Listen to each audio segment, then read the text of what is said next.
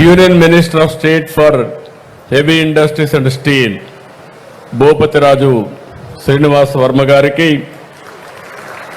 గౌరవనీయులు union minister of state for communication and rural development Pemmasani Chandrasekhar గారు,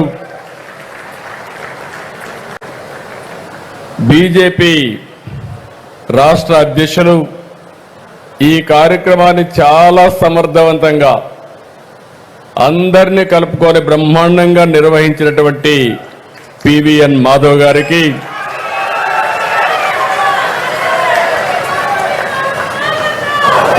గౌరవనీయులు మినిస్టర్ ఫర్ టూరిజం కందుల దుర్గేశం గారు, ఈరోజు పవన్ కళ్యాణ్ గారు రావాల్సింది, కొన్ని కారణాల వల్ల రాగలేకపోయినా వారి తరపున రిప్రజెంట్ చేసినటువంటి కందుల దుర్గేశం గారికి,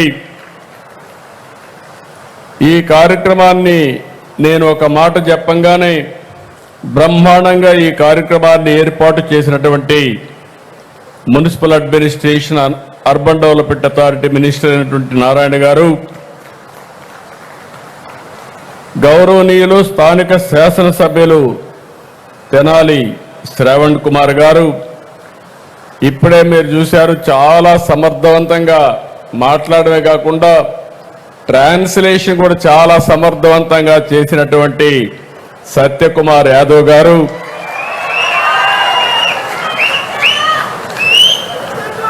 state general secretary BJP Madhukar గారు, చాలా మంది పేర్లున్నాయి, ఇప్పటికే చాలా ఆలస్యమైంది, మీ అందరికి కూడా ఆకలేస్తూ ఉంటుంది. అందరి మారిగా నేను కూడా ఎక్కువ ఇబ్బంది పెట్టకుండా వీలుని తొందరలో కంప్లీట్ చేయాలనుకుంటున్నాను. అలాంటి ఈరోజు గౌరవ పార్లమెంట్ సభ్యులు, గౌరవ శాసన సభ్యులు, శాసన మండలి సభ్యులు, వేదికపై నుండే ప్రజాప్రతినిధులు, అదే మరి ఈ కార్యక్రమానికి వచ్చినటువంటి బీజేపీ, తెలుగుదేశం, జనసేన నాయకులు, కార్యకర్తలు, ఈ ప్రాంత రైతులకి, సోదరిమణులందరికీ పేరు పేరున మనస్ఫూర్తిగా నమస్కారాలు, అభినందనలు, స్వాగతం, సుస్వాగతం. ఈరోజు ఒక చరిత్ర, ఒక యుగ పురుషుడు పుట్టిన రోజు, శత జయంతి ఉత్సవాలు జరుపుకుంటున్నాం. అది కూడా ఎక్కడ జరుపుకుంటున్నామంటే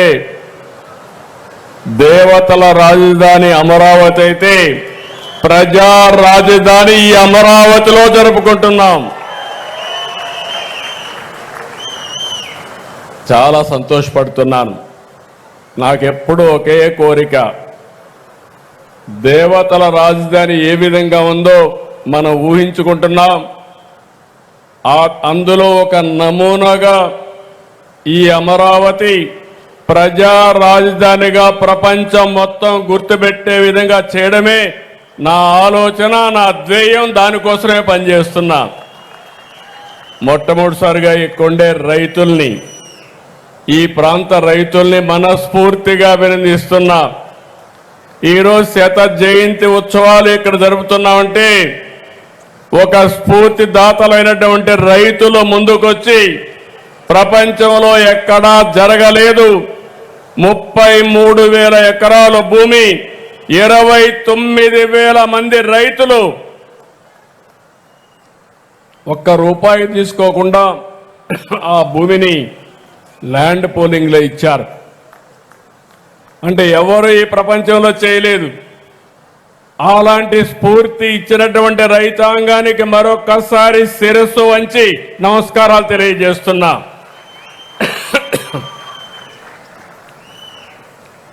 ఈరోజు మనందరం కూడా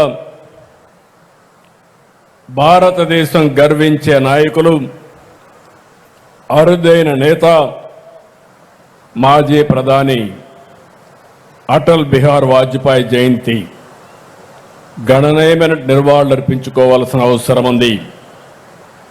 అమరావతిలో కొత్తగా రాజధాని నిర్మాణం చేస్తామంటే ఇక్కడ ఎలాంటి నిర్మాణం చేయాలనుకున్నప్పుడు మాధవ్ గారు వచ్చి శత జయంతి ఉత్సవాలున్నాయి.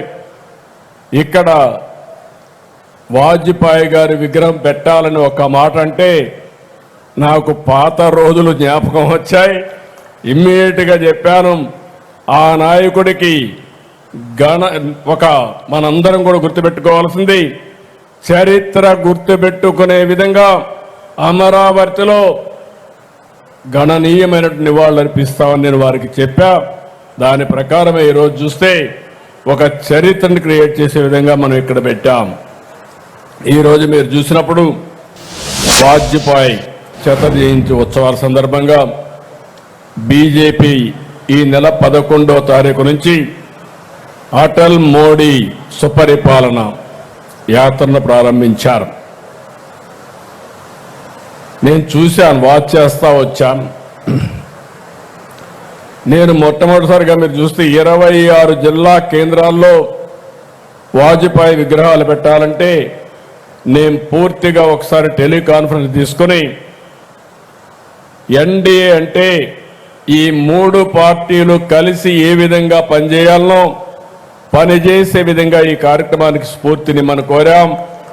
ఈరోజు అన్ని జిల్లాల్లో అందరూ కలిసి పనిచేశారు, ఒక చరిత్ర సృష్టించారు. ఈరోజు ఇక్కడ చూస్తే 14 అడుగుల వాజ్పేయి విగ్రహాన్ని ఇక్కడ మనం పెట్టుకున్నాం. అయితే మనందరం గుర్తుపెట్టుకోవాల్సింది, వాజ్పేయి విగ్రహం పెట్టుకోవడమే కాకుండా విగ్రహంతో పాటు ఆయన చరిత్రని, ఆయన చేసిన పనుల్ని శాశ్వతంగా ప్రజలకు గుర్తుండే విధంగా ఈ స్మృతి వనం ఏర్పాటు చేస్తామని మరొక్కసారి మీ అందరికీ విజ్ఞప్తి చేస్తున్నా. దేశానికి సుపరిపాలన పరిచయం చేసిన నాయకుడు వాజ్పేయి గారు. అందుకే మోడీ గారి ఆధ్వర్యంలో డిసెంబర్ 25న గుడ్ గవర్నెన్స్ డేగా నిర్వహించుకుంటున్నారు. నేను చాలామంది నాయకులను చూశాను, కానీ ఆ రోజు వాజ్పేయి గారు, తర్వాత ఈరోజు మోడీ గారు విశిక్షణమైనటువంటి లక్షణాలు ఉండే నాయకత్వం, చరిత్ర తిరగరాసే నాయకత్వం. అదే సందర్భంలో నాకు ఎప్పుడూ స్ఫూర్తినిచ్చే నేత ఎన్టీ రామారావు గారు కూడా. ఆ విషయం మనం గుర్తుపెట్టుకోవాల్సిన అవసరం ఉంది. ఈరోజు మనందరం ఒక్కసారి చరిత్ర ఆలోచిస్తే నాయకులు ఏ విధంగా చరిత్ర తిరగరాస్తారో ఒకసారి నెమరు వేసుకుని మళ్ళీ మనం ముందు పోగలిగితే తిరిగి ఉండదు. మొట్టమొదటిసారిగా ఈ దేశంలో వాజ్పేయి గారి నాయకత్వం. ఆ తర్వాత మీరు ఆలోచిస్తే యాంటీ కాంగ్రెస్ సెంటిమెంట్కు బీజం వేసిన వ్యక్తి నందమూరి తారక రామారావు గారు అని చెప్పి కూడా నేను మీకు తెలియజేస్తున్నా. ఎప్పుడు కూడా ఎన్టీ రామారావు గారు, వాజ్పేయి గారు చాలా చనువుగా ఉండేవాళ్ళు. ఎన్టీ రామారావు గారిని 84లో ఆ రోజు కావాలని కేంద్రం ఇందిరాగాంధీ గారు ప్రభుత్వాన్ని రద్దు చేస్తే ముందుండి నడిపించిన వ్యక్తులు అద్వానీ గారు, వాజ్పేయి గారు అని చెప్పి కూడా మీకు గుర్తు చేస్తున్నా. ఆ తర్వాత అనేక సందర్భాల్లో మీరు చూస్తే నేషనల్ ఫ్రంట్ పెట్టి, నేషనల్ ఫ్రంట్ ద్వారా ఈ దేశంలో యాంటీ కాంగ్రెస్ బీజం వేసిన మొట్టమొదటి నాయకుడు, ప్రభుత్వాన్ని ఏర్పాటు చేసిన నాయకుడు ఎన్టీ రామారావు గారు అని చెప్పి కూడా నేను మీకు తెలియజేసుకుంటున్నాను. అదే సందర్భంలో ఇప్పుడే మిత్రులు మాట్లాడినప్పుడు మొట్టమొదటిసారిగా ఈ దేశంలో ఆర్థిక సంస్కరణలు ప్రారంభించిన వ్యక్తి కూడా పివి నరసింహరావు గారు. అతను కూడా తెలుగు బిడ్డ అనే విషయం మనం గుర్తుపెట్టుకోవాల్సిన అవసరం ఉంది. ఈరోజు ఏ నాయకుడిని చూసినా 1924 డిసెంబర్ 25న మధ్యప్రదేశ్ గ్వాలియర్లో ఒక సాధారణ కుటుంబంలో పుట్టిన వ్యక్తి వాజ్పేయి గారు. క్విట్ ఇండియా మూవ్మెంట్లో పాల్గొన్నారు. జనసంఘ్ బీజేపీ నుంచి 10 సార్లు లోకసభకు, 2 సార్లు రాజ్యసభకు ఎన్నికయ్యారు. అంటే సుదీర్ఘ రాజకీయ చరిత్ర. ఇంకొక పక్కన మీరు చూస్తే ఆయన తిరుగుయిన నాయకుడే కాకుండా అద్భుతమైన కవి. అంతకు మించి ఒక మంచి మానవతావాది అని చెప్పి కూడా నేను మీకు తెలియజేస్తున్నా. ఆయన జీవితంలో ఆయన ప్రధానిగా ఉన్నప్పుడు నాకంటే సన్నిహితంగా ఉన్న వ్యక్తులు కనపడరు. నేను చాలా సన్నిహితంగా ఆయనతో ఉన్నాను. ఆయన చేసే ఆలోచనలు తెలిసిన వ్యక్తిని. ఈరోజు ఈ దేశంలో ఆర్థిక సంస్కరణల తర్వాత దేశ ప్రగతికి ఒక స్ట్రాంగ్ ఫౌండేషన్ వేసిన వ్యక్తి అటల్ బిహారీ వాజ్పేయి అని చెప్పి కూడా నేను మీకు తెలియజేస్తున్నా. ఈరోజు మనకు గుర్తుండాలి, ఈరోజు నేషనల్ హైవేస్ పైన మనం తిరుగుతున్నాం. నేను ముఖ్యమంత్రి అయిన తర్వాత చూశాను, మన రోడ్లు అధ్వానమైన పరిస్థితిలో ఉన్నాయి. నేను ఒకసారి మలేషియాకి వెళ్ళాను. చిన్న దేశం, 2 కోట్ల జనాభా, ఈస్ట్ వెస్ట్ కారిడార్ ఉండేది, 8 లేన్ రోడ్.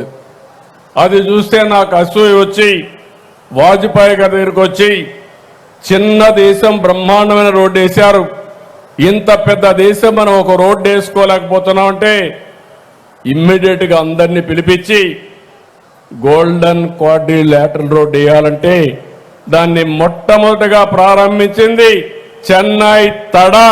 అది మన రాష్ట్రంలో ప్రారంభించడం నేను గర్విస్తున్నానని చెప్పి కూడా నేను మీకు తెలియజేస్తున్నా. ఈరోజు మీరందరూ ఫోన్లు వాడుతున్నారు.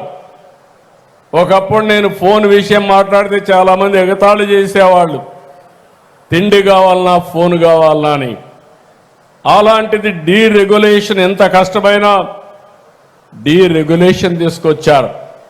ఈరోజు భారతదేశం ప్రపంచం మొత్తం నాలెడ్జ్ ఎకానమీలో ముందుకు పోతున్నామంటే నాలెడ్జ్ ఎకానమీకి బ్యాక్ బోన్ టెలికాం సెక్టర్.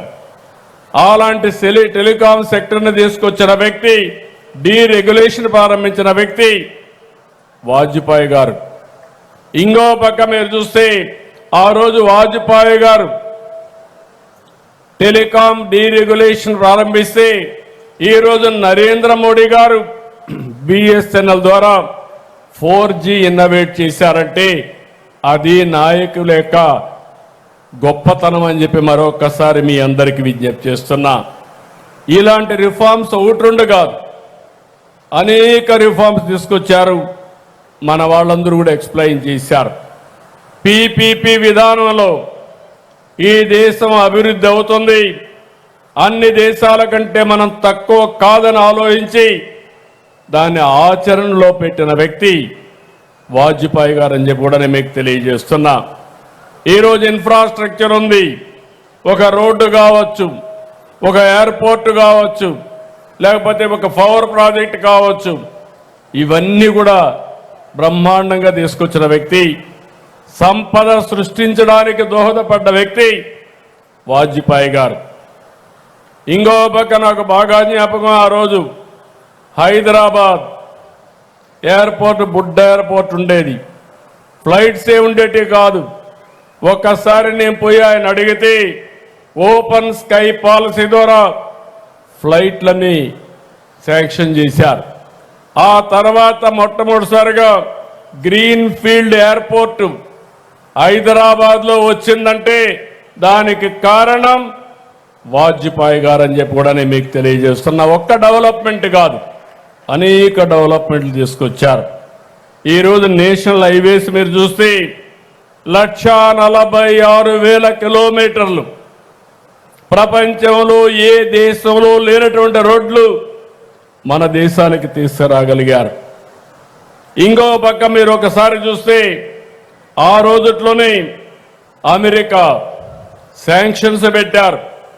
ఎవరైనా సరే అణు పరీక్షలు చేస్తే మీకు డబ్బులు ఇవ్వమంటే పర్వాలేదు, మీరు ఇవ్వకపోయినా నా దేశం ముఖ్యమని అణు పరీక్షలు చేయించిన వ్యక్తి వాజ్పేయి గారు.